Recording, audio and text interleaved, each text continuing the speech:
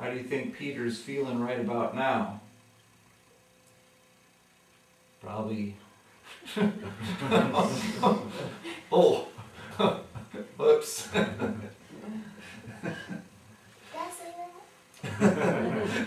Was that me? But wasn't I like on top here?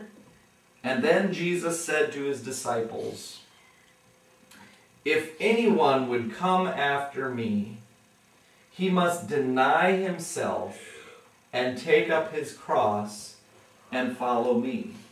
For whoever wants to save his life will lose it. But whoever loses his life for me will find it. What good will it be for a man if he gains the whole world, yet forfeits his soul? Or what can a man give in exchange for his soul? For the Son of Man is going to come in his Father's glory with his angels, and then he will reward each person according to what he has done. I tell you the truth, some who are standing here will not taste death before they see the Son of Man coming in his kingdom." So Jesus has a different plan.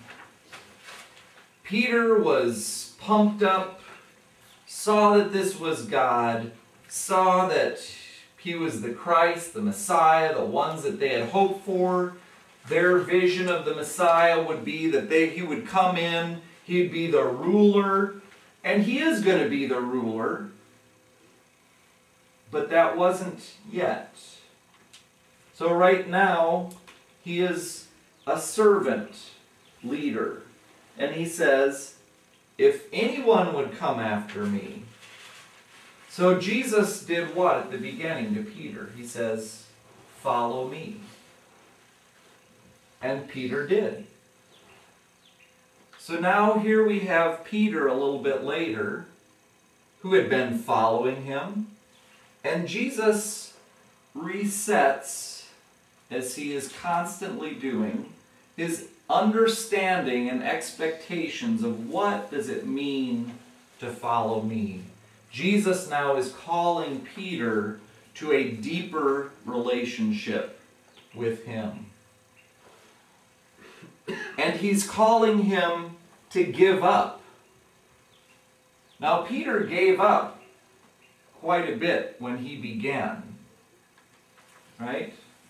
He had given up his money and was following after Jesus. But now, Jesus was taking it to another level and saying, if you want to follow me, you've got to give up your life. You have to give up everything to be my follower. And so this is what he said. If anyone, now this is not just Peter. He doesn't say, if you, Peter. He says, if anyone. If anyone wants to be a follower of Jesus Christ, this is what they have to do. He must deny himself and take up his cross and follow me. You know, sometimes this has become a bit of a euphemism. And we talk about bearing our cross, you know, like, oh, my cross is my boss who's at work is really mean. Or the situation in my life. But that's not the cross that Jesus is calling those who want to follow him to. This is an instrument of death. It is dying to yourself. So what is that? Dying to our plans, to our future, to us making the choices, to us determining where we're going to live, what we're going to do, what jobs we're going to have, what careers we're going to have, who we're going to marry, where we're going to go tomorrow. He said, if anyone would come after me, it's not, this is for those special ones who are really going to be my ultimate disciples. Is that what he says? No, he says, if anyone would come after me. Then does he say, here's a good idea for anybody who wants to come after me? No, he doesn't say it's a good idea. He says he must. If we want to follow after Jesus, we must deny ourselves. And then he gives some meat to that. He says, whoever wants to save his life will lose it, but whoever loses his life for me will find it.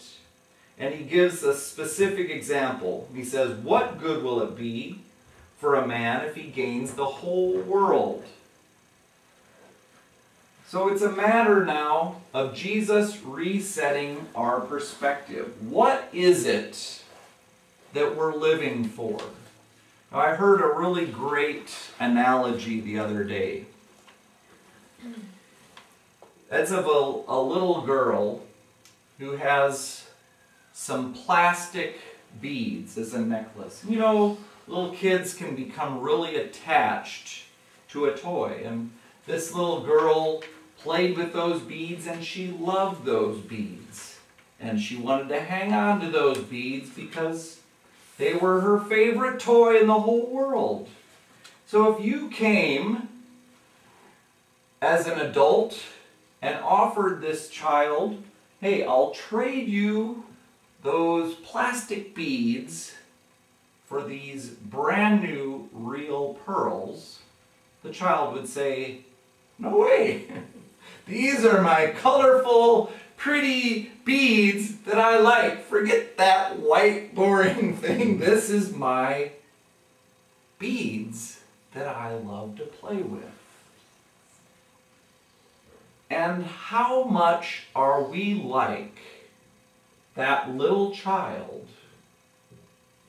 We hold on to things in this life that we think are of great value. We hold on to and want to have our job, our money. This is my money after all. Well, is it? Jesus said everything belongs to him. The proper perspective is that it's God's money that he entrusted to us to use for him.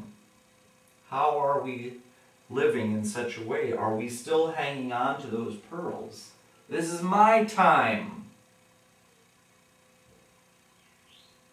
Oh, this is my time to do whatever.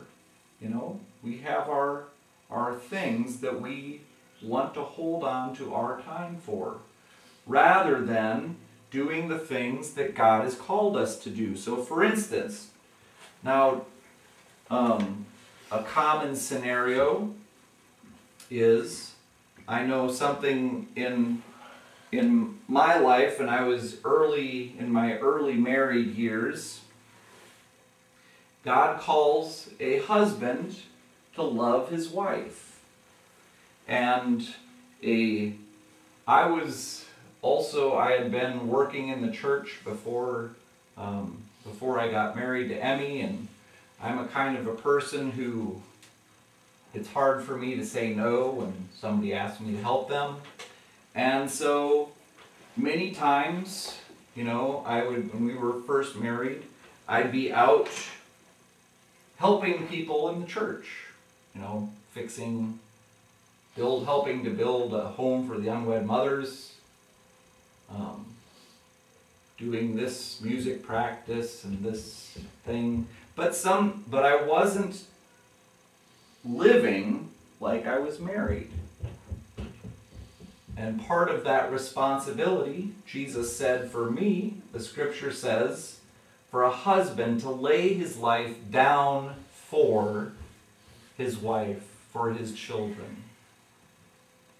So I had to change the way that I lived. And, we see that's a common thing in society